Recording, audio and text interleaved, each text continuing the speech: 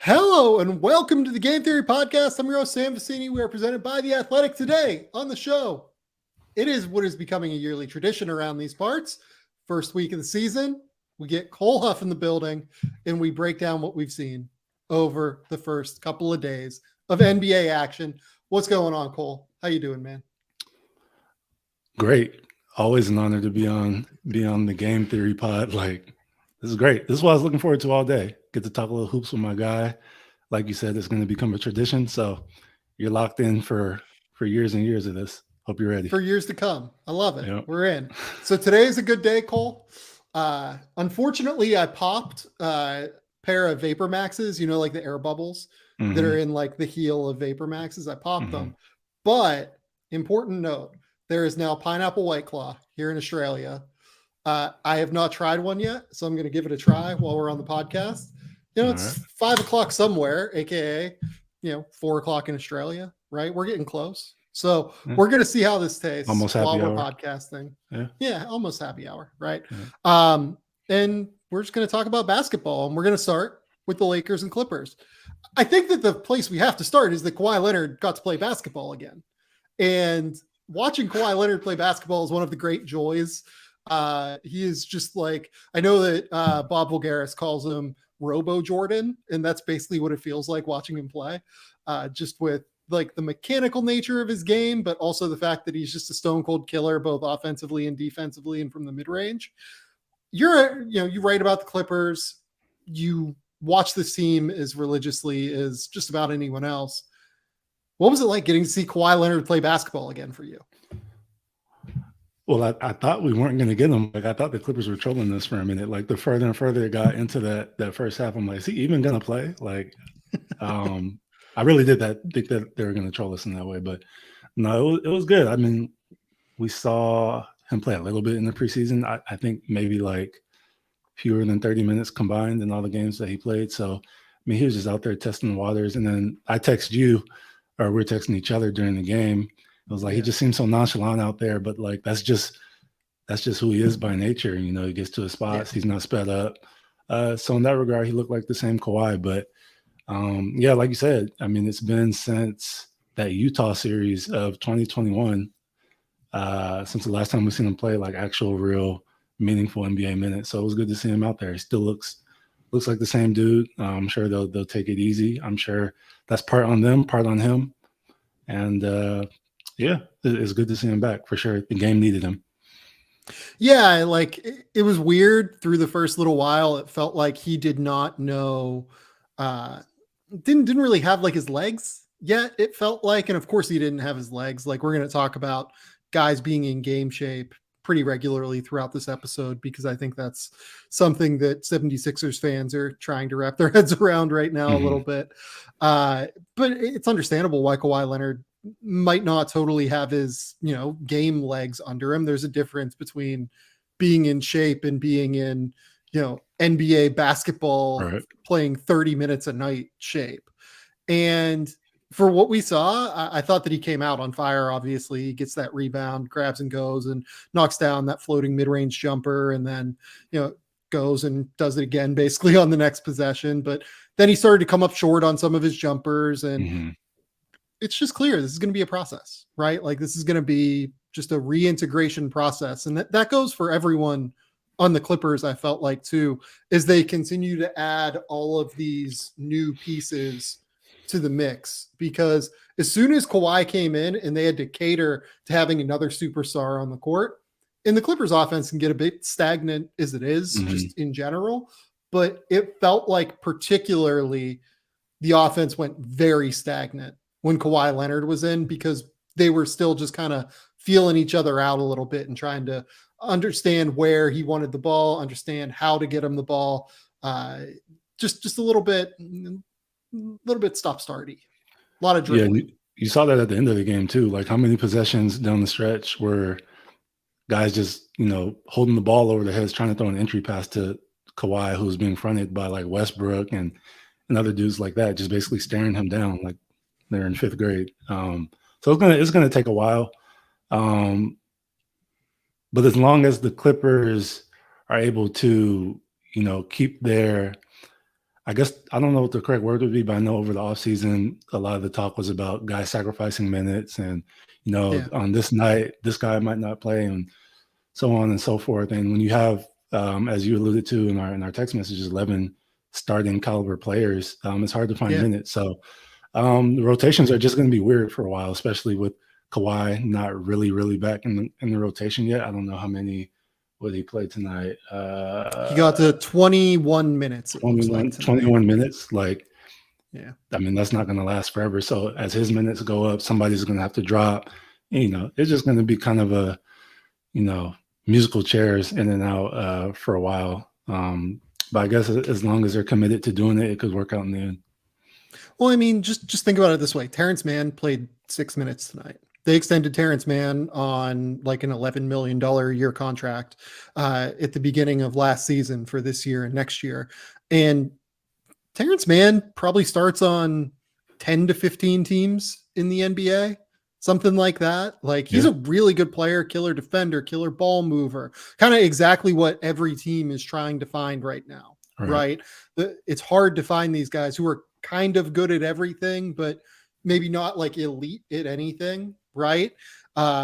Terrence Mann just doesn't take anything off of the court. He played 6 minutes tonight. Like Amir Coffey, I thought like kind of proved himself as a rotation player in the NBA over the last like year and a half. He didn't even play tonight. This team is just so loaded with guys that it's hard to try and figure out. I think it's going to be hard for them to like gain momentum at times throughout this year because it feels like they're going to be guys like coming in and out of the lineup. Like John Wall is probably not going to play back-to-backs. Kawhi is probably not going to play back-to-backs. They're probably going to try and get Paul George some minutes off here and there, right? Like it just feels like they have so many guys, and you kind of have to have so many guys when you have this many injury questions on your team. But I'll be interested if they kind of figure out how to manage all of the different pieces on this roster. And like you alluded to a minute ago, if they're able to keep everyone happy on this team. And obviously winning cures all. And I'm sure, when they re-signed Amir Coffey this offseason and brought back Nico Batum and Covington re-signed, like I'm sure all those guys knew what the deal was going to be. With how many bodies that the Clippers had on this team. So I'm sure that they're aware of it. It's a little different reality when, the season comes around and, you're playing 15 minutes one night, 25 the next, 10 the next, you know what I mean? So, but it's definitely a good problem to have, especially for a team that's always been so injured, getting through the 82 game season. I'm more interested in seeing, what Ty Lue does with his rotation months and months from now when it's playoff time and Kawhi and Paul George are playing close to 40 minutes and you really got to cut the rotation short a little bit. So but a long ways until then. Like you said, back-to-backs, Kawhi, John Wall, they're probably not going to play him. Paul George is going to rest sometimes. They're going to manage Batum's minutes to get him through the season. So there will be opportunities throughout the season for guys like Amir to come in. Terrence Mann to play more than 6 minutes for sure. Even somebody like Luke Kennard played 24 minutes tonight. He seemed like he could have been on the court a lot more, you know what I mean? So that's going to be the story of the season. And I think they're fine with that as long as they stay healthy and they're winning. If you had to bet right now, what do you think the Clippers, let's assume everyone's healthy. What do you think the Clippers closing lineup in a playoff game looks like right now? I think it depends on the matchup, but I would assume, I mean, obviously you lock in Kawhi and Paul George. One of Marcus Morris, Covington, Batum, one of those like 4/5s, and then you're going to go with, I'd imagine John Wall will be out there, kind of like what we saw tonight. And probably Norman Powell. I think that would be the 5. I don't think Zoo is going to play down the stretch of meaningful games. He never really has, at least not in the playoffs. Ty Lue loves to go small. So I think that's what it ends up being. And I do want to shout out Ivica Zubac tonight. I thought he was the Clippers' best player tonight, frankly. 100%. He's really good. Like, he's never averaged more than, I think last year was his career high in minutes per game. It was like 24, and like he needs to be on the court so much more than that. They don't have a backup center, so I think we will see a lot more of him this year. But yeah, he's really good. He just does his job. And Yeah. we'll get into what we were talking about later about who could play on which team. But Yeah. he definitely deserves to be on the court a lot. He's really good. Yeah, and let's transition into that now. Okay. I am definitely a pretty big Ivica Zubac I'm excited, fan. so forgive me. Yeah, I thought he was terrific tonight. 17 rebounds, 5 blocks. Did a great job controlling the glass, especially after Anthony Davis went out of the game. But this is where we're going to play a fun game. How many players on the Clippers roster do you think would be the Lakers' third best player right now? So, and this is a Lakers team led by Anthony Davis and LeBron James. So basically, how many players on the Clippers do you think are better than Patrick Beverly and Russell Westbrook, like in this role where it's a strange situation, right? So that means literally the third best, not a top. So like I wouldn't throw Kawhi in there because I would think that he's better than Anthony Davis. You know what I mean? Like let's throw. I understand what you're saying, but let's throw Kawhi and Paul George in here as well, just for like simplicity's sake. All right, Kawhi Leonard, Paul George, Zubac. Yep. Norman Powell. That's 4. I agree. I don't know if I can say John Wall quite yet. I don't even think I think like unequivocally John Wall would be better. Okay. Just looking at the speed he had tonight, looking at like the fact that he doesn't look like his like best John Wall when he was with the Wizards and flying up and down the court, but I think we saw enough tonight that would make me go, I think John Wall probably. So that's 5. That's 5. And I'm looking at the roster right now. I mean, you throw Marcus Morris in there, he'd 6. be more reliable than a lot of those dudes. Yep. I'm a huge Terrence Mann fan. I know he only played 6 minutes, but I think he would, 7. like you said, he'd start on a bunch of teams. I think he would be their third best player. So 7. I think that's probably where I cut it off at. I would take Reggie Jackson as well. That'd be 8. Okay. I would also. Would you take Batum? I would not take Batum. I think I would take Luke Kennard because I think Luke Kennard would be like incredibly important as a shooter on this Lakers especially team. For that team. Yeah. That's a good point. think about adding Luke Kennard on the wing, like taking kickouts from LeBron James. Like Luke Kennard is a more important player to that team than Patrick Beverly or Russell Westbrook is. Like if you take Russell Westbrook out and insert Luke Kennard, and they have all those same opportunities, like it's a completely different game. You know what I mean? It's probably a better team at that point.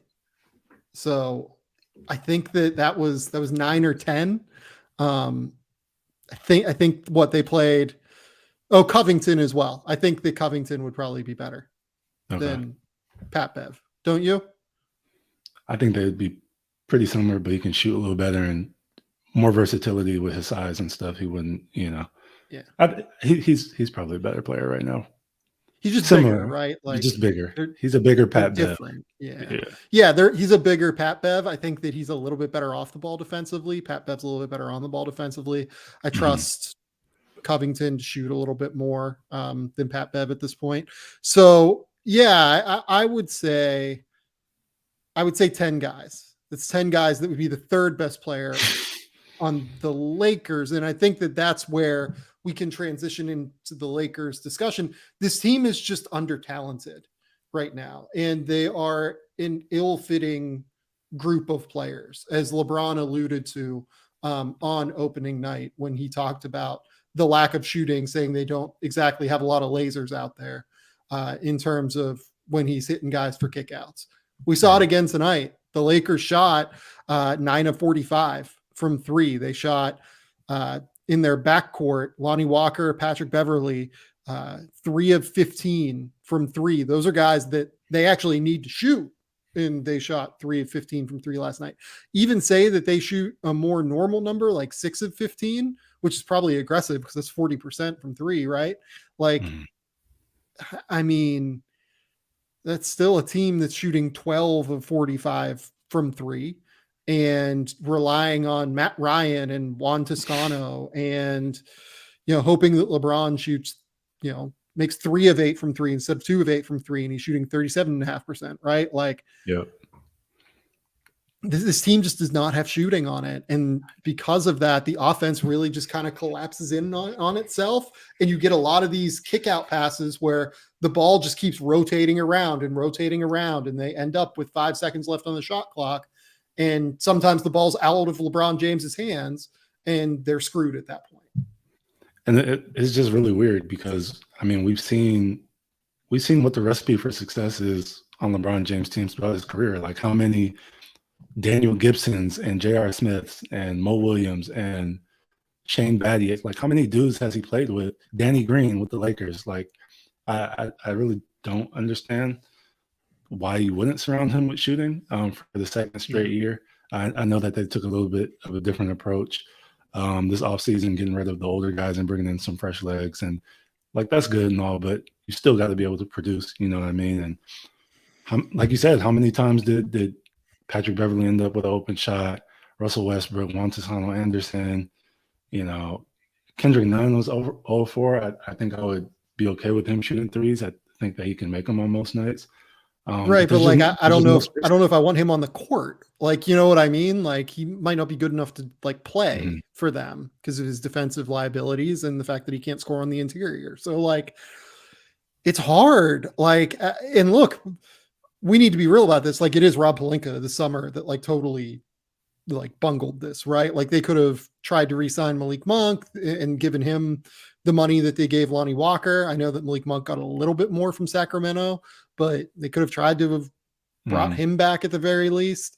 LeBron, obviously, though, was a spearhead behind the Russell Westbrook move that ultimately left them without guys like Kyle Kuzma and without guys like Kentavious Caldwell-Pope that actually do fit them now. Like Kyle Kuzma is a good wing player that plays on both ends of the court. They just don't have, and like obviously the Pelinka travesty of re-signing Taylor Horton Tucker at the expense of Alex Caruso that like just completely bungled it. It's, we can talk about LeBron screwing up the roster on some level by pushing for the Russell Westbrook trade, but Rob Pelinka has not found shooters in multiple summers now. And it's just kind of unacceptable if I was a Lakers fan. And I talked about this whenever I talked about why in the world would they choose now to extend Rob Pelinka. This is what I meant. I mean, we're seeing the results of his offseason this past year. Yeah. And honestly, I mean, I don't know when he took over the position from Mitch Kupchak. I don't remember exactly what year that was, but I mean, you get the greatest player in the world decides he wants to come to LA and, and live in Los Angeles and follow all the great Lakers that have ever put that jersey on. So like, and that gets you a championship. But I mean, really, like, I don't know. I'm not going to say he didn't do his job, but I mean, you kind of luck into that. The Lakers were going nowhere. I guess that they accumulated some good draft picks with Lonzo Ball and Brandon Ingram and stuff, and they're kind of building that way. But just a lot of mismanagement of the roster for a lot of years. And, it just so happens LeBron walked in and kind of saved them. But outside of that, I haven't really been too impressed with a lot of the moves that they made. Like the roster that he built for the year that they won the title in the bubble, I think is the exact type of roster that you should be building around LeBron James. You build guys that are two-way players who can shoot around him. Alex Caruso, Kentavious Caldwell-Pope, Danny Green. Obviously Danny Green played a huge role. Dwight Howard was happy to come in and play a role as a backup center, right? Like, just look at the guys they signed. I mean, like Matt Ryan played 13 minutes tonight. And they need him out there. Like all due respect. Like all due respect to Matt Ryan, but like this is a guy that like couldn't get minutes at Notre Dame and Vanderbilt and like had to transfer to Chattanooga and then like got better and got a chance and became a better shooter and developed. But like, I mean, this is where we're at, right? It's hard. It's really, really hard, I think, to look at the job that Rob Pelinka has done and feel like this is the thing. And on top of it, I know there were quotes after their opener against Golden State where Pelinka was saying basically, we're going to wait 20 games. That's what Adrian Wojnarowski reported, that the feeling right now is that they're going to wait 20 games before they make any sort of decision. We've seen enough here. Decision in terms of what, like a trade? Making a potential move to bring in more talent. We've seen enough at this point. This team does not have enough shooting. This team is ill-fitting. And they're still like kind of competing. Like they competed with Golden State for a half, who was the champion last year. They competed with the Clippers, who I think many of us, including myself, and I believe you, after having a conversation with you in the offseason, think is a very clear title favorite. One of them this year, let's call it. Of course, yeah. This team has a chance. Like I think that's what the last couple of games actually showed me on some level. This team with LeBron and Anthony Davis does have a chance. They just need to go out and find guys. The problem is, like, do you go out and do you wait until this summer? Do you wait until, you don't maybe have to move all of these draft picks to do so? It's going to cost both the 2027 and 2029 first rounders to fix this roster, though. Is it worth it? I mean, I think it depends on how much LeBron is going to push for it. And if he's going to be, disappointed enough to potentially like ask out at a certain point. There's no indication that he could do that right now, but that's where the pressure comes. And LeBron is very well established to be willing to pressure an organization with his potential departure, even though he signed an extension this summer. I'm really surprised that it hasn't happened already. Not LeBron asking out, but the trade or some other roster moves. They signed them for, what was it, a 2-year extension, I believe, or something like that. They have him for a few more years. It's like a 1+1, basically. Okay, they got him in town past this season. Anthony Davis is healthy for not, like, you have two of the best players in the NBA. Why aren't you trying to maximize this window that you have them? It's bizarre to me. They're in this dead middle zone. They have to commit one way or another. Like, it's weird to say, but you either have to move LeBron and Anthony Davis, or you have to go and like get them help. You can't just sit in the middle here, because that's where things just get useless, right? Like, there's no point. This team is not good enough to win a title as currently constructed, just period. This team's probably like not good enough to be in the top 6 in the West as currently constructed. You have to make a choice here. You have to decide, okay, we want to continue to be in the LeBron James business and continue to try and compete for titles because we have 2 of the top 10 players in the league, or like you should be getting rid of them. There's not a reason to do one or the other. And I'm not advocating getting rid of LeBron James. I think they should go the other way and make a move. But man, this is the position they're in when you misallocate resources like this. And it's like even small stuff too with Rob Pelinka. Like the fact that they did not sign Austin Reeves to a 3-year contract and instead gave him a 2-year contract. The fact that they gave Lonnie Walker the full mid-level exception this summer, as opposed to giving him the full mid-level minus $950,000 or $980,000 or whatever it is, in order to sign Max Christie to a 3-year contract you just drafted at 35 years old. It's the little things that continue to crop up for Rob Pelinka that have continued to build upon themselves at this point and are unacceptable when you're trying to build a real genuine title team after you've torn down your previous title team. Do you think that any of the guys that are hurt for the Lakers right now could contribute? Like the Troy Browns, the Dennis Schroeders, like, do they make this Lakers team better? Do they help this team win games? I think Dennis Schroeder could. I mean, it seems like they just need offense from him because they can't really get it from anyone not named LeBron or AD. I mean, I guess Lonnie Walker is doing okay, but it's just weird because then you're just going to have another couple of guards out on the court, another couple of wings, and that can't shoot I don't know. You tell me. I think Dennis would help them in the minutes where LeBron is off the court, but Dennis is not exactly a reliable shooter. Like even last season, I think he shot something like 33% from three. I think that he would help in the minutes that he's off. I don't think he'll help when he's on the court with LeBron, because again, like the problem with the Lakers right now is that LeBron is getting penetration, he's touching the paint, and then he's kicking out, and guys are just like rotating the ball around because either they can't shoot or they don't want to shoot. And it's resulting in shot clock violations, or it's resulting in, shots from guys that aren't high leverage shooters. Right. And I think that that's the real significant issue. If you're kicking out to Dennis Schroeder now, you're not going to take the ball out of LeBron's hands to put it in Dennis Schroeder's hands, because why on earth would you do that?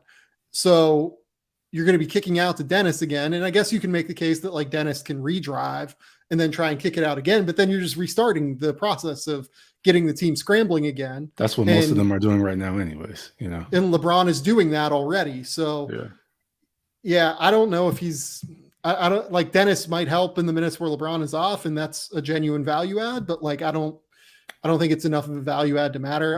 Troy Brown's just not a shooter. Thomas Bryant, he probably helps them just insofar as they don't have to play Damian Jones for 7 minutes a night. But like Thomas Bryant has some defensive issues that will crop up again and again. So I'm skeptical. I think they need to make a pretty substantial move.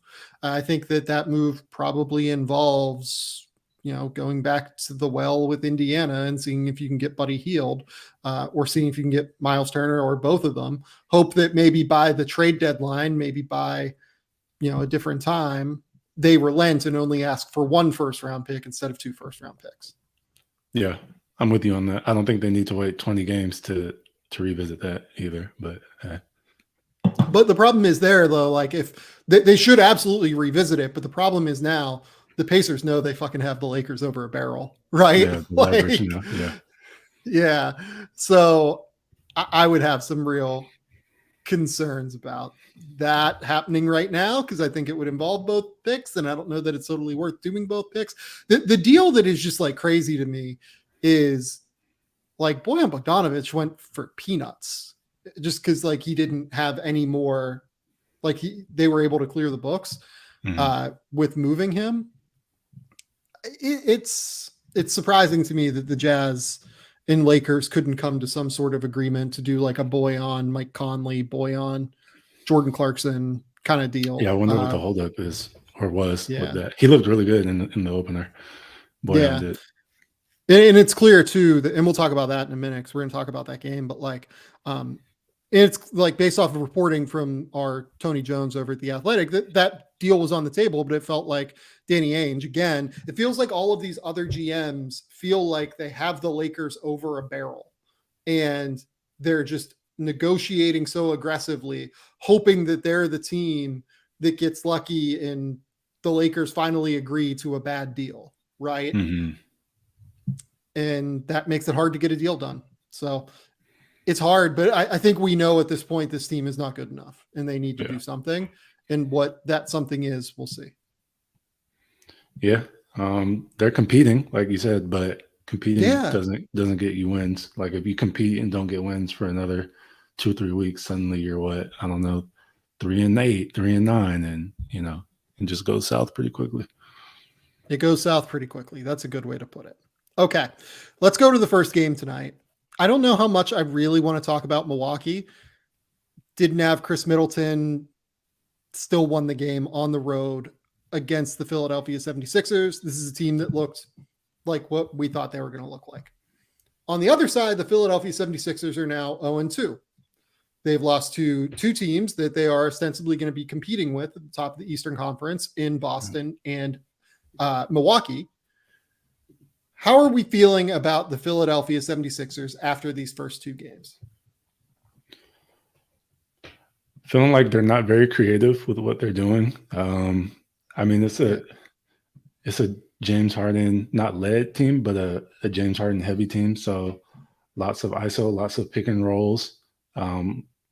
Defenses are going to switch. When they don't switch, he can kind of take advantage to a certain extent and get downhill and, throw the lob or get to his mid range. I don't like what they're doing with Joel Embiid. He's on the perimeter a lot, which I guess is kind of just part of his game and how he likes to operate. But there's nothing easy for him.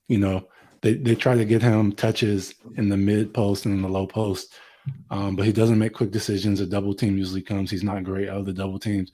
He just looks really frustrated out there. I don't know what he finished with tonight, 15 points maybe. He's basically a non-factor in the second half.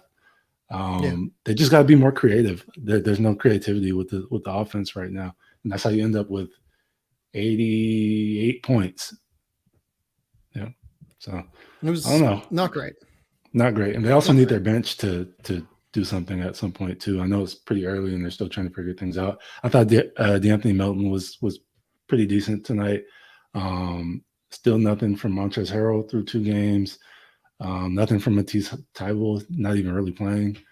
Niang, Daniel House, like they're really not getting anything from their bench either, and I think that's part of the problem.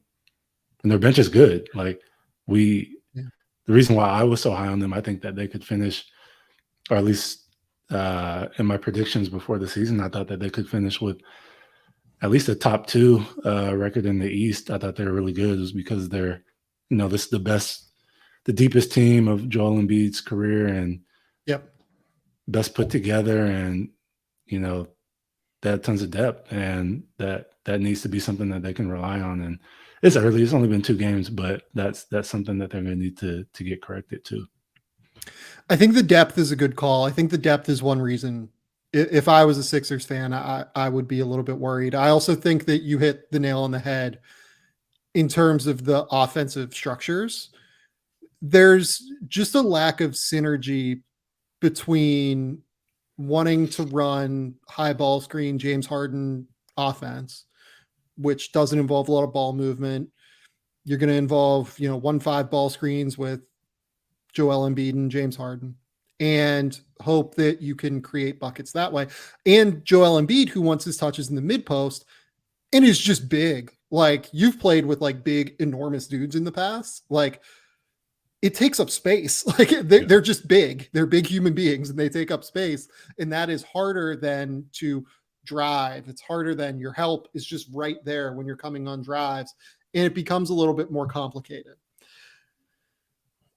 That is something I think they're spacing, what they're trying to run, finding different avenues. That is something that is a real question for me. It worries me a little bit. And the fact that Doc Rivers is their coach is the thing that worries me greatest here, because he is not the most offensively creative mind, let's call it, in trying to make these things happen. And mostly everything is in the half court, like they don't really get out and run. The only one that really wants to do that is Maxey, and it really pops when he does. He had a couple good leak outs today where James threw him like some football type passes down the court. He's really probably the only one that can break someone down off the dribble and get to the basket or turn the corner. And it just looks so like crazy when he does it, because it's so rare with this team. You talk about PJ Tucker, Joel Embiid, Tobias Harris, James Harden. Like, these guys aren't really going to do that. They don't really have that athleticism at this point in their careers. So it's just really interesting, the style of basketball that they play. But I guess we kind of knew what it was going to be. It's just, I don't know, kind of difficult to watch, especially when they're not executing. So here's the thing that gives me real belief that this is fine. Like, I'm not worried right now if I'm the 76ers. This is a team integrating a lot of new pieces. They got better defensively from game 1 to game 2. Although I think Boston does just have a real schematic advantage on them, being able to run ball screen after ball screen after ball screen with real pull-up shooters like Jason Tatum, Jaylen Brown, Malcolm Brogdon, even to an extent. He had a terrific game. That's a real problem that I think Philadelphia schematically is going to have to figure out how to manage. The reason that I'm not worried is James Harden looks like the James Harden of old at this point. That is just the reality. He has been phenomenal in both of their 2 games. He has his deceleration, his ability to stop faster than anyone else in the league. That is something that has always been his superpower, and he has that back now. Joel Embiid, it seems like, is working his way back into shape. He looks slow.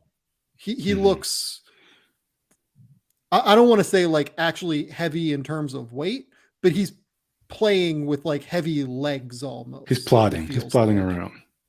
Yeah. Like Joel Embiid can plod from time to time, but not like this. This is a different level of plod is the way to put it, I guess. In that it shows in transition, right? Like the Sixers transition defense is a mess right now. They're just getting beaten down the court way too regularly. It's driving Doc Rivers crazy, it seems like. And that's something that they're going to have to manage. That's something that maybe you could make a case Matisse Thybulle would help. But the thing is, like, Matisse Thybulle isn't going to help their spacing on offense, which is something that is a real concern for them moving forward. But the more I think about it, the more I'm just like, this is a team integrating new pieces like D'Anthony Melton and PJ Tucker, and they're probably going to be fine because James Harden looks like he has like the James Harden top 10 player in the league skill back that we've all come to hope for from him. And honestly, like, to add on to the point about not really panicking yet and just being patient with it, like, in addition to all of that, they just played probably the two best teams in the East. You know what I mean? Like, the two legitimate championship contenders in Milwaukee and Boston that have been together for a while. Like, they're not throwing in new guys. Like, yeah, Malcolm Brogdon's coming off the bench, but like those teams have a core that they've played with for a while and that they've won with and know how to play with. So you got to look at it that way too. So I wouldn't be panicking, but there are some concerns, like you said, especially the matchup specific ones, like with Boston. You know, the style of play, the pace, not having a bunch of athleticism, not getting much from the bench yet, but it's still early. But yeah, they did play against the two teams that realistically could beat them in the playoff series. I don't think there are too many other teams in the East that they'd have to worry about. Yeah. On the Boston front, I will say Jaylen Brown looks awesome. Like, Jaylen Brown looks like he is a real shot to make an all-NBA team this year. And I think a big part of it is that based off of game one, this could be that Philadelphia's transition defense is just a mess, and Boston felt like they could push after the first quarter and continue to do so. But Boston looks like they're going to try and play faster under Joe Mazzulla. The ability to play faster really fits into what Jaylen Brown is best at because he's so good at sprinting down the court. He's so fast. He's obviously so graceful as an athlete, explosive. Getting some early transition buckets will be helpful for him. I think he's going to average 25 points a game this year. He's going to be a terrific on-ball defender. He looks like he has improved that pace on his dribble and on his attacks to an even greater extent than what we've seen previously. Yeah, Jaylen Brown looks like he's taken another step forward based off of game one, at least. And we saw glimpses of it last season for sure, definitely during the playoffs where, you know, it was debatable, you know, who was the better player on a night-to-night basis. Him and Tatum would kind of rotate. I'm just looking for him to continue to clean up some of the things that kind of plagued him, and especially in the finals was very obvious, you know, dribbling through contact, getting downhill and making decisions without second guessing and dribbling off his foot, you know, just little things like that.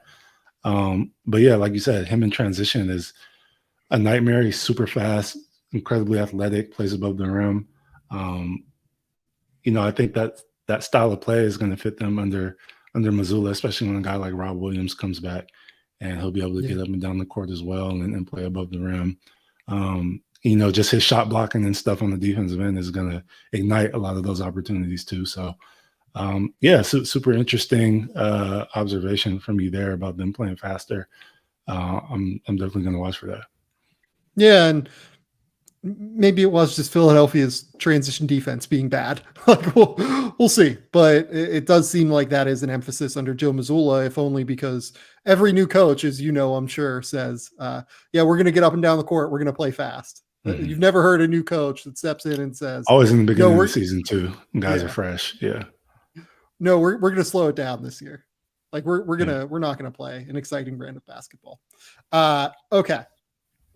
Let's jump to a couple of games from last night. The Detroit Orlando game was the most fun game I've seen so far this year. Jaden Ivey and Paolo Banchero in their debuts, they absolutely balled out. It was so fun to watch those two play, and so fun to watch those two play so well in their debuts. Obviously, we got a terrific Cade Cunningham performance. We got solid Franz Wagner and Jalen Suggs performances. Just everything that you could want if you want to see these young, talented teams go head to head against each other. We got it in that game, and that was what was so exciting about it. Yeah, and like on top of that, you come away from that game specifically thinking like, man, these two teams are going to be good like for a while, and they're going to be fun. They're going to be entertaining while these young guys. And the thing that I take away from Paolo and Jaden specifically is like they just don't care. Like, they play through mistakes. They're not afraid to take a shot. They're not as afraid to try to make a play, turn the ball over. Like I thought it was great to see. I know that helps when you're playing around other young-ish players as well. Like you don't have to worry about vets being upset, or if you're on like a contending team, you don't have to overthink things in that regard. But yeah, and even Jalen Duren, is it Duren or Duren? I go back and forth. Duren. I thought he looked really good too. Like he's a man. Like he's a man child. I know Beef Stew is a man child as well, but like he's an athletic one. And I think he finished with like 14 and 10 or something like that. Yeah. Yep, 14 and 10. Didn't really look, in my opinion, at least his body and stuff like that, like he was a rookie.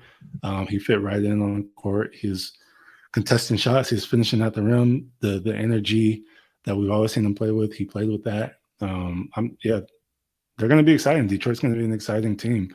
And then you throw on top of that the addition of Bogdanovich, which we touched on a little bit earlier. He looked phenomenal. Cade is just setting the tempo out there and playing at his own pace. And I mean, they're playing against Orlando, so I don't know if we're going to see stuff like that on a nightly basis. But just to know that it's there and to see it so early on in the season is pretty exciting. Yeah, look, like we can talk about like Paulo throwing down all over Corey Joseph and looking incredible and having 27, 9, and 5. I actually like Jaden a little bit more in that game. And the only reason why is there was this stretch in the second half to start the second half where they ran back-to-back dribble handoff plays for Jaden. And on the first one, Terrence Ross went like 5 feet under it, covering it. And Jaden just flattened out and shot it. Right. And it was like, okay, like, you know, if he can do that, it's going to be just even more dangerous. So the next time down, they ran it the same thing again on the opposite side of the court. Jaden comes screaming around from the corner, takes the dribble handoff from Isaiah Stewart. And instead of going under, because he just made the 3, Orlando goes over and tries to like chase him around because it's Jalen Suggs that's guarding him this time. And even Jalen Suggs, who I think is an incredible like young defender, who's incredibly fast and athletic and like theoretically should be a match for Jaden Ivey in that way. He just couldn't keep up. And you just look at the power and explosion and that the way that those two things intersect and how he just drives off of that back foot and covers so much distance on like his final step as he's gathering to go up. Man, you can just see the outlines of how it's going to be so dangerous and how it's going to be incredibly hard to guard him whenever he actually gets the jump shot and really nails it down, because it's not quite there yet, but it's close. And oh my goodness, you could just see the outlines of him being, he's not unstoppable yet, but you could see the outlines of him getting to that level at some point. And then when you throw in another year or two of development, like with his body maturing and getting real NBA weight room development and stuff like that, like when he puts on 10 to 15 pounds of muscle, like him going to the rim is going to be even more challenging for teams to stop when he's throwing his body all around the way he does. He's already a pretty good size. He's not thin or anything like that. But when he gets even more muscle and he can take contact in the air, like he's going to be a nightmare to deal with when he's turning downhill. But yeah, the jump shot obviously is going to be the thing that takes him over the top. It'll prevent teams from being able to go into screens. You know, even if he can't get all the way to the rim, if he turns the corner off a pick and roll, just pulling up in the mid range. Yeah, I'm encouraged. I'm extremely encouraged. I'm excited to watch him play too. Just this whole Detroit team, man. I know Orlando is exciting too. We saw a lot of good things from Jalen Suggs. I don't know how many times he's going to hit, however many threes it was, but the shot looks better. He was definitely hot. He was feeling it.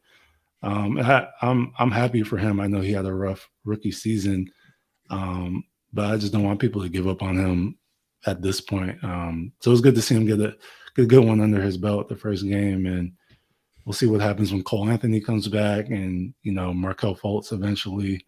Lots of players on this team that are pretty interesting.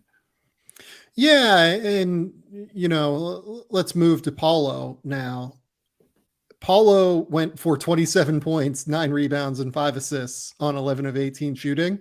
In the first quarter, he scored their first 2 buckets, and then 3 possessions later, contested a Boyan shot at the rim, rebounded it, grabbed and went, and just completely under control at pace, went crossover again between the legs, pound dribble into another between the legs, and then a hezzy pull up, all in a 10-second span, and you're just holy shit, this guy is 6'10".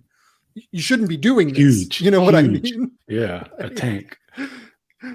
Just an absolute tank. I think I either saw a tweet or I must have heard something about I think the most points in a rookie debut since LeBron, if I'm not mistaken. I don't want to be wrong about that, but I think that's what I believe it. I don't know if that's accurate, but I would believe it. Yeah, and he did it at all levels and all aspects of the offensive end. Even on defense, he was pretty good too. But he's getting to the rim. He's finishing obviously the dunk on Corey Joseph.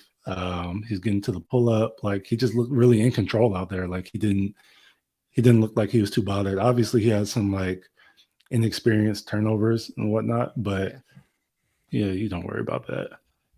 Yeah, not for a guy that's a 19-year-old that's 6'10", that's grabbing and going and stringing together multiple complicated moves off the bounce and knocking down an 18-footer all in 10 seconds, right?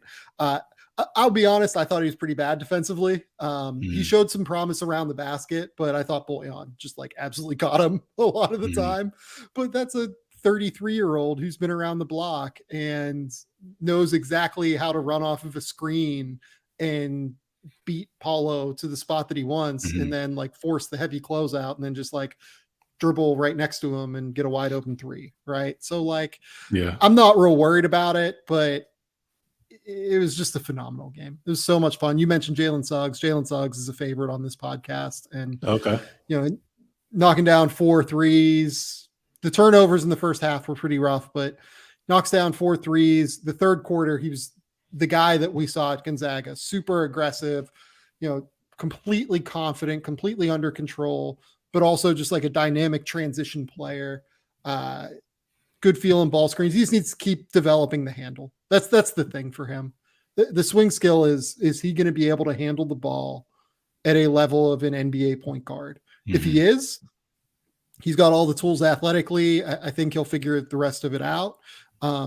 He needs to be just have that little bit more control over the ball. I think sometimes he just loses it a little bit.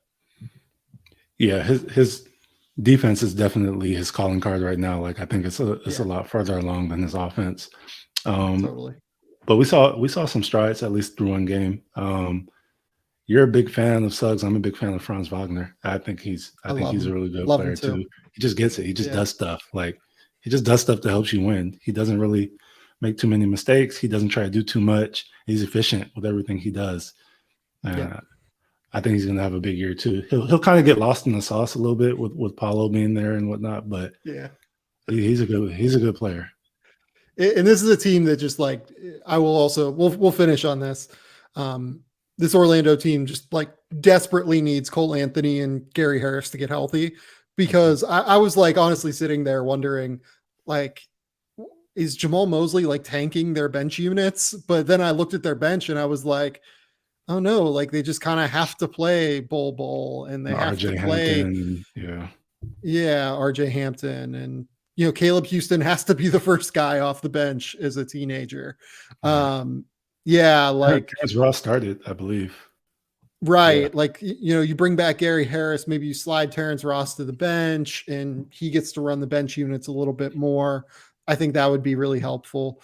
The Bol Mo Bamba combination last night was tough. I looked it up because I was watching it and I was like, this is hideous offensively. They had in 9 minutes, they had a 75 offensive rating with a 120 defensive rating.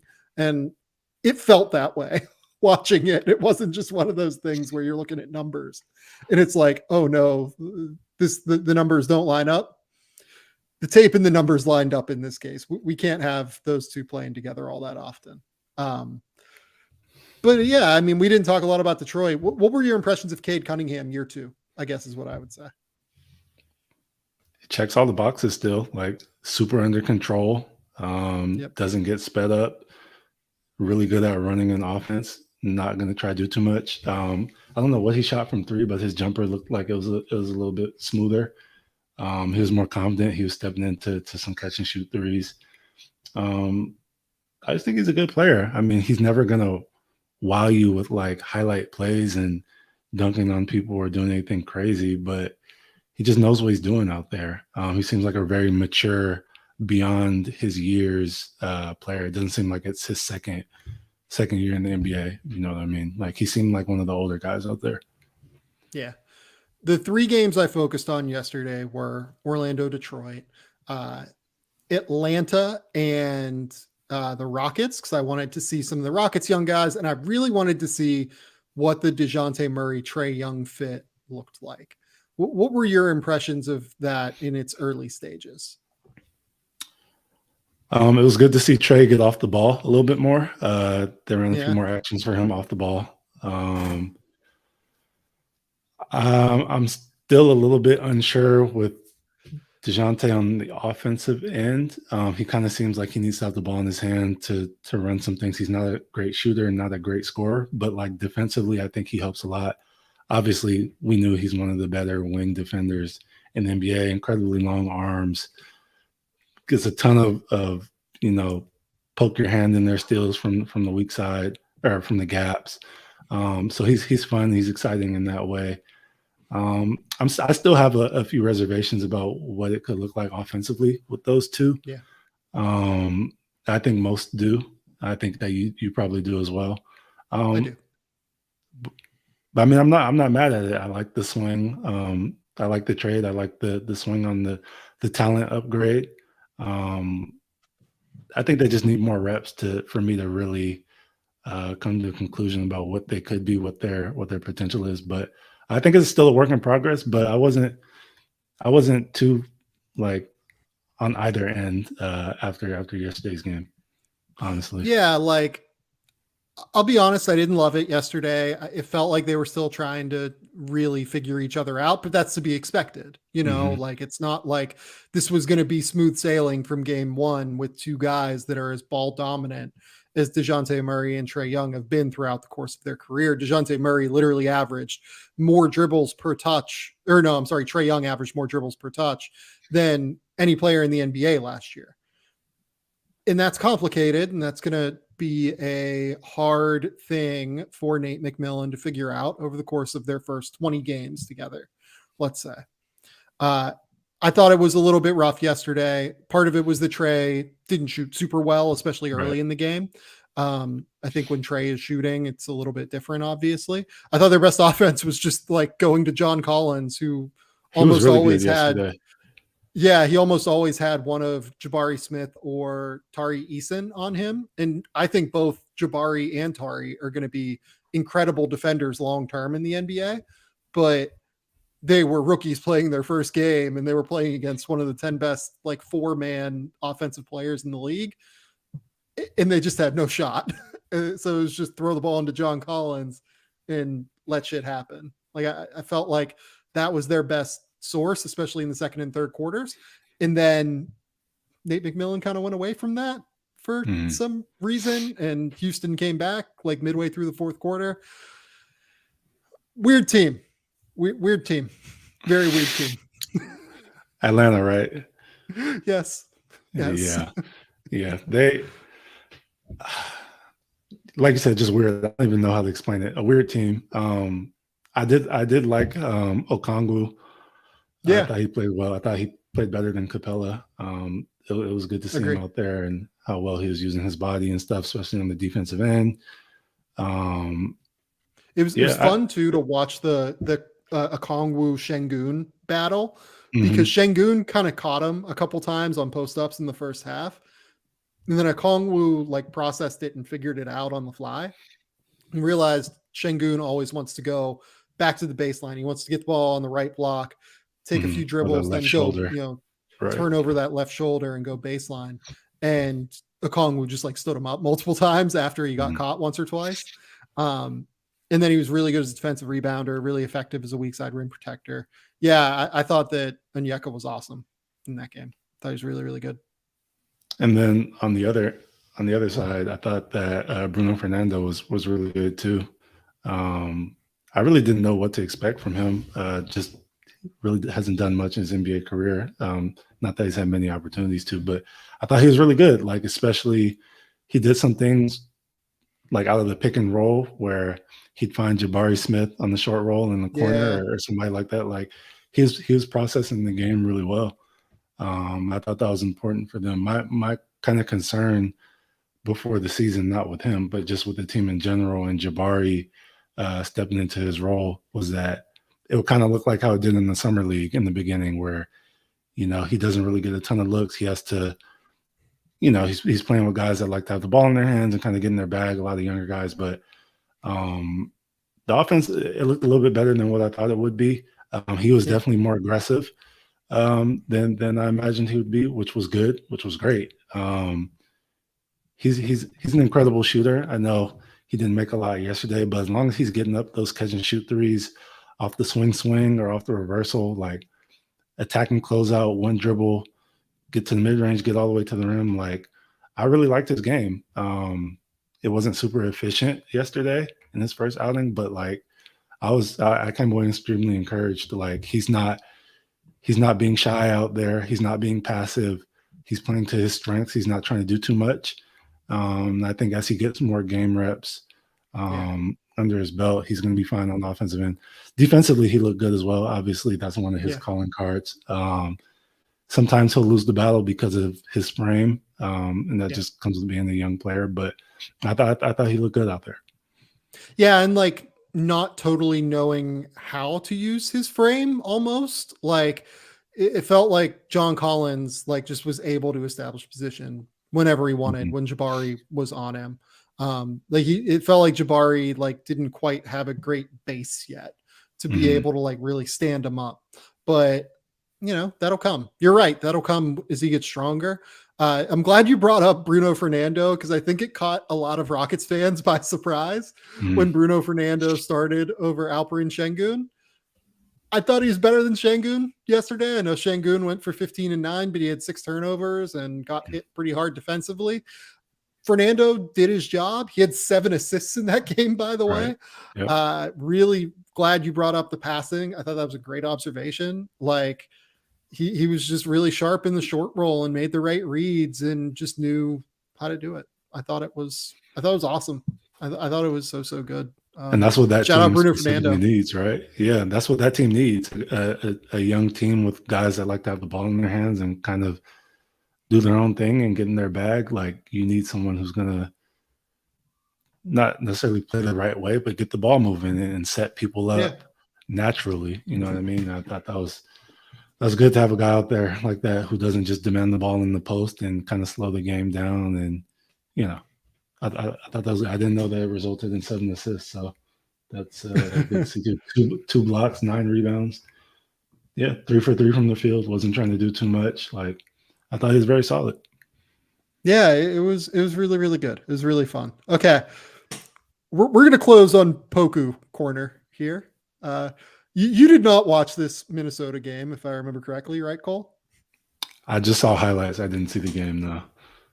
So, this is obviously Alexei Pokushevsky podcast, first and foremost, above all. Pokuism is our religion on this show. And Poku had the most Alexei Pokushevsky game I've ever seen in my life. He was really good for like 18 minutes. He was solid. Like, he dealt with Rudy Gobert. He dealt with Karl Towns when he was on him. It's the hardest matchup in the world. Like, you have to deal with both of these enormous 7-footers. Probably the toughest matchup for a big in the NBA, and he's not even really a 5-man. He dealt really well for the first 18, 20 minutes, something like that. He was on the court. And then the last 2 minutes happened. He decides it's Poku time. And with like 4 minutes left and being like a 3 or 4 point game, he goes like Euro step, like step through into this weird scoop shot that he took like from his hip. Didn't hit any rim whatsoever. He banged it off the glass as hard as he could. I can see it in my head for some reason, like the Euro step part. Yeah. Comes back down the next possession, takes like a pick and roll, gets open, totally smokes a layup, gets the ball the next possession on like a trailer 3 with 17 seconds left on the shot clock, bricks it. And is this like, all with is Shea in the game and Josh Giddey in the game? Like, oh, okay. It's like 4 minutes left in the game. They have like, it's a 3-point game. It's everything's hanging in the balance. Everyone's on the court. And then he like misses another shot on the next possession. And Mark Daigneault was like, we got to end this. I immediately texted friend of the program, Andrew Schlecht. We got 18 minutes of perfectly acceptable Poku basketball tonight. Then he pulled down his pants and took a shit on the floor and set it on fire for 2 minutes. I'm so happy to be experiencing this with you again. There is no experience like the Alexei Pokushevsky experience. And the game was close, right? I feel like from the highlights I saw that Minnesota kind of pulled away in the last couple of minutes. So I'm sure that contributed. Okay. Good to know. It was the best. It's so good. I love it. The Poku corner will be a corner on this podcast this year, especially if he's starting at the 5 and gets to play every night. There are these 2-minute stretches every single game where these things happen, where he just pulls down his pants and takes a shit and sets it on fire on the court. And the rest of it's like totally good and acceptable. Like before that, he was, I think, like 3 of 6 from the field and was second on the team in points and was doing well. And then like he just completely ended it. I'm just gonna be super locked into Poku now. Now that I know that this is a segment on the show, I kid you not, I'm gonna be super locked into him. I got the league pass. I'm gonna watch all Thunder games. I need to get in on these text messages with whatnot so we can talk about Poku. Yeah, this is it. Andrew Schlecht is just, I'm so glad that he and all of the Down to Dunk guys get to experience this on a nightly basis, because I'm so glad that I do. Cole, any other takeaways you want to get off your chest before we're out of here on the show? What other games did I watch? Donovan Mitchell, I thought looked really good. Still haven't caught that one yet. Haven't caught that one. He looked pretty good. I'm trying to think of all the games I watched. New Orleans looked great. Zion looked amazing. They look like they're going to be a real force in the West, as long as they're healthy and whatnot. But they're such a fun team to watch. I think those are the two I think of off the top of my head. Donovan Mitchell and New Orleans. I'm super excited to watch New Orleans play this year, man. Like, they're giving me Memphis of last year vibes, like a youngish team that has a nice little end of season run the season before, gets to the playoffs, makes some noise, and then take off the next year. And I'm kind of expecting that from them. I don't know. I mean, it was a little bit different last year with Memphis because the West was kind of beat up with injuries and whatnot. And the West is loaded this year, but like still the same vibes, like incredibly fun. They got all the players that you love to watch, whether it's Ingram, Zion, CJ getting in his bag, Herb Jones defending, like Willie Green seems like a cool dude, an incredible coach. Like, Yeah, he does. I'm just getting those vibes from them. So I think that's probably the team I'm the most excited to watch about just on a nightly basis. Yeah, every year there's one of these young teams that like completely breaks out, right? Like 2 years ago, it was Phoenix. They make the run to the finals with Chris Paul and Devin Booker and Mikal Bridges and DeAndre Ayton, right? And they had the one older guy. And it's always that there's just like one older guy on the team, it feels like. Memphis last year, the older guy was not necessarily a star. It was Steven Adams, but like one of the best old guys to have around. And not to say Steven Adams is old. I think Steven Adams might be younger than you even at this point, like, which is like the craziest thing in the world. I feel like he's been around for like 20 years. He played with Westbrook and Durant, didn't he? Yeah, like he was drafted after them. And it feels like he was drafted like multiple years after them even. It just feels like he's been around forever. And this year, it's obviously Zion and it's Brandon Ingram playing like the, Devin Booker role combined, and then Mikal Bridges and DeAndre role combined. And then you have all these great young guys like Trey Murphy and Herb Jones. And I think even Dyson Daniels is going to play a role at some point this year for them. And then you have CJ McCollum playing like the Chris Paul role to continue the analogy to the Phoenix Suns that year. I mean, man, it's just such a fun group of players. And like, oh, by the way, they have one of the 7 best centers in the league, and Jonas Valanciunas, and nobody talks about it because we're all worried about what the fit looks like with Zion. And at the end of the day, they might just be so talented that they figure it out and make it work. So that's probably the team that I'm most excited to watch. Do they play tomorrow night? I wonder if they do, or if I'm just going to have to go back and watch the demolition against the Nets. I think I would prefer not to. Oh, they God, they play tomorrow. Oh, goodness. Yeah. I mean, Charlotte whooped the shit out of San Antonio, apparently. I absolutely did not watch a second of that game. But, like, maybe Charlotte's better than I'm expecting. I mean, that seems like a bad matchup for them, though. I would put money on New Orleans tomorrow for sure. It's only 6.5. Yeah, I'm taking them to cover that spread. 6.5. That's not a lot of points. It's not a lot of points for that team, I don't think. Cole, tell the people where they can find your work. Tell the people what's going on. This is my segment, huh? All right. Got to remember it all. At Cole Hoops is my Twitter handle. You can follow my work for The Athletic. I have a weekly column that'll begin next week. I usually drop on Tuesdays or Wednesdays, so look out for that. I also write for 213 Hoops. I cover the Clippers, so I'll have some stuff going up probably in the next week or so. And also Bet for the Win, where I cover betting, all types of sports, NBA, NFL, whatever you can think of. And that's where you can find me. Just follow me on Twitter, as I always say. You'll see some stuff get retweeted and reposted and stuff, and you can go from there. And then until next time, I guess hopefully we can get back on the pod and do something similar pretty soon.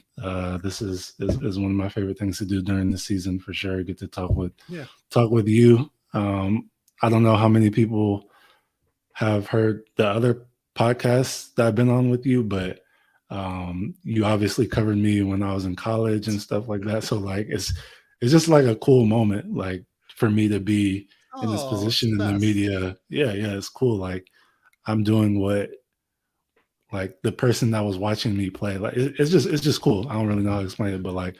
And by the way, like the funny thing is that you're not that much younger than me. Like I'm like 32. Mm-hmm. Like let's not go nuts here. I'm not trying to paint you out to awesome. be. Yeah, I'm not trying to paint you out to be like the Chris Paul of the podcast, I guess, if we're still talking about analogies and whatnot. Yeah. But yeah, you covered me though. I'm just speaking facts. I did. It's fucking awesome. It was great. Yeah. And it was awesome, like watching you play because stretch 4 just out there sniping from 3. We need to get you on the Lakers. That's the goal. You still got the jumper, right? Oh, it never leaves. It's just the other. I was gonna say that's probably the one thing that never leaves. Yeah. Touch lasts forever, but the legs and stuff don't. So just give me a few weeks to get ready. Yeah, like you said, the legs, it might take a little more than a few Might take weeks. a little while. Yeah. Yeah. That was generous. uh, so I actually wrote for this week at The Athletic. I wrote 3 columns that are like 4,500 words a piece, breaking down the top 20 guards, top 20 wings, top 20 bigs in college basketball. The top 20 bigs one goes up in 5 or 6 hours, I think, something like that. The top 20 wings and top 20 guards, they're already up. Please send me your feedback. This is something that I try to come up with. And frankly, like I spend way too much time talking to coaches and like scouts trying to figure out when in reality, like arbitrarily picking between Leaky Black at number 23 and Matt Morrell at number 17, it's like a toss up at the end of the day. Right. And everyone gets super angry when you have, even though it's a toss up, you have one guy ranked 16 and one guy like just slightly off. Kentucky fans were not super pleased with me about not having Chris Livingston today. And I had him at like 26 or something. So please go follow those. Send me your tweets. I may or may not read them. And if I do read them, I will respond. I will be back on Sunday with Spins. We're probably going to dive more into the rookie class that has all of their debuts. I wanted to talk a lot about Paulo and Jaden today because I just loved that basketball game that we saw with Detroit and Orlando. But we'll talk more about like the entire rookie class as a whole on Sunday night going into Monday morning. I still haven't seen, like, for instance, the Ben Mathurin game. I heard that he was terrific for Indiana. We'll talk more about the rookies as we've seen them going forward. But until then, until next time, we'll talk soon. Bye.